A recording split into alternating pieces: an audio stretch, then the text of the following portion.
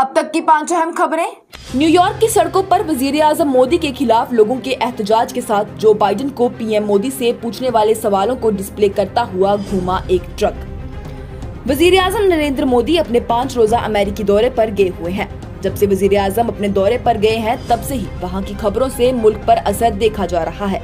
आज वजीर-ए-आज़म ने अमेरिकी सदर जो बाइडेन की बीवी को 7.5 कैरेट का ग्रीन डायमंड तोहफे में दिया। इसे लेकर भी विपक्षी नेता रेणुका चौधरी ने कहा, जो बाइडेन की बीवी को 7.5 कैरेट का ग्रीन डायमंड दिया, अपनी बीवी को कभी क्या दिया है ये बताओ।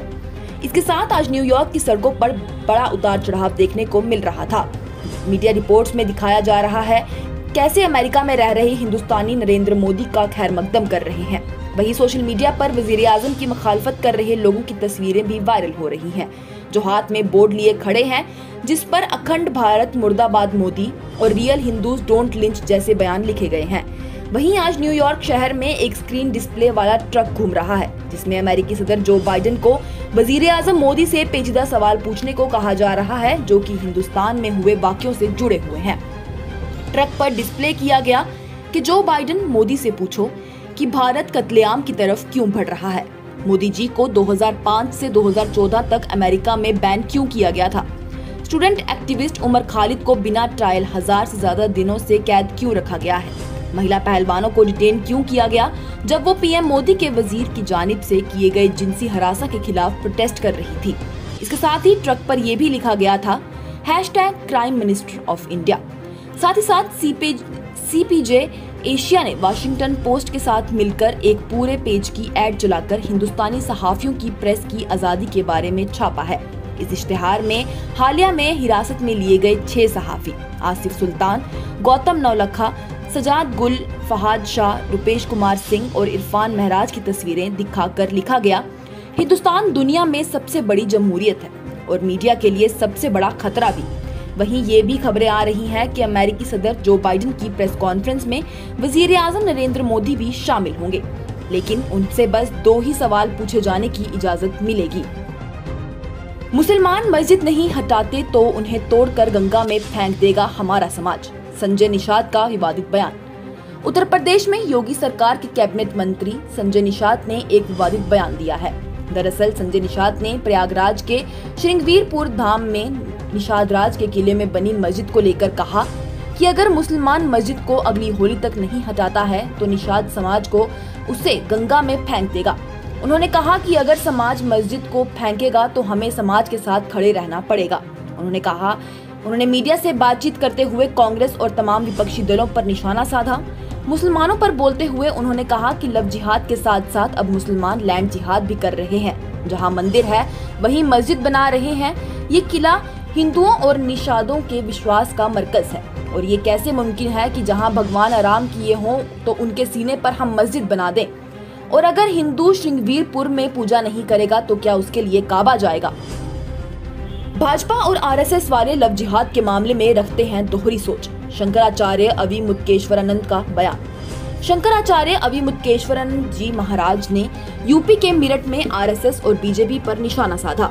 उन्होंने मीडिया से बातचीत करते हुए बताया कि उन्होंने कहा कि जो राजनेता हैं वो दोहरी सोच और दोहरी चीजें करते हैं। एक तरफ मुसलमानों से अपनी बेटियों की शादी करा रहे हैं तो दूसरी तरफ लव जिहाद की बातें कर रहे हैं। उन्होंने आगे कहा कि जब वो ये बात कह रहे थे तो उन्होंने ये भी कह दिया कि एक रामलाल नामी संघ के कार्यकर्ता हैं जिन्होंने अपनी बेटी की शादी मुसलमान से की थी और उसे प्रधानमंत्री ने खुद आशीर्वाद दिया था। तो जब वही इस तरह के बयानों का प्रचार करेंगे तो लोग क्या ही सीखेंगे। इसी बीच संघ के एक कार्यकर्ता नाराज होकर गुस्सा गए कि वो रामलला जी की बेटी नहीं थी बल्कि उनकी भतीजी थी। तो शंकराचार्य जी ने कहा कि बेटी भी भतीजी समान होती है और भाजपा और RSS वाले बस दोनों चीजों को साथ लेकर चल रहे हैं, या तो वो खुलकर किसी चीज का समर्थन करें या फिर उसका विरोध करें। वहीं शंकराचार्य के इन बयानों को कांग्रेस ने ट्विटर पर ट्वीट करते हुए कहा कि इन भाजपाइयों का मंत्रा हो गया है, ना खता ना बही, जो हम करें वही सही। अगर इनके खिलाफ शंकराचार्य जी ने बोला है तो अब ये उन्हें भी नहीं छोड़ेंगे। पटना में होने वाली कल की विपक्षी बैठक का क्या निकलने वाला है अंजाम। कल पटना में बिहार के CM नीतीश कुमार ने विपक्ष की बैठक रखी है जिसमें कई मामलों पर बातचीत की जाएगी। खासतौर पर 2024 के चुनावों को लेकर बातचीत की जाएगी। जहां इस बैठक में शामिल होने के लिए जम्मू कश्मीर से पीडीपी अध्यक्ष महबूबा मुफ्ती पटना पहुंच चुकी हैं। वहीं दूसरी तरफ इस बैठक में अभी से ही बड़ी कमियां देखी जा रही हैं। आम आदमी पार्टी के नेशनल कन्वीनर अरविंद केजरीवाल ने कहा कि ऑर्डिनेंस पर कांग्रेस का स्टैंड पहले साफ करवाया जाए, फिर ही वो मीटिंग का हिस्सा बनेंगे और उनके ऑर्डिनेंस को पहली प्राथमिकता दी जाए।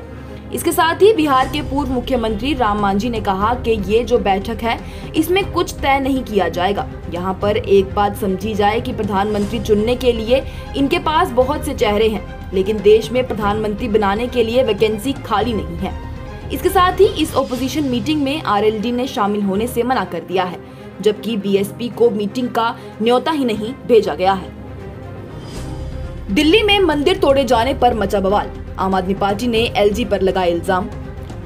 दिल्ली के मंडावली में एक मंदिर के हिस्से को तोड़े जाने के मामले में बवाल हो गया। इसके विरोध में कई लोग सड़कों पर उतर गए। लोगों ने बड़ा विरोध प्रदर्शन किया और तैनात पुलिस कर्मियों के साथ हाथापाई भी की। इसके बाद पुलिस ने इस मामले में कई लोगों को हिरासत में भी ले लिया।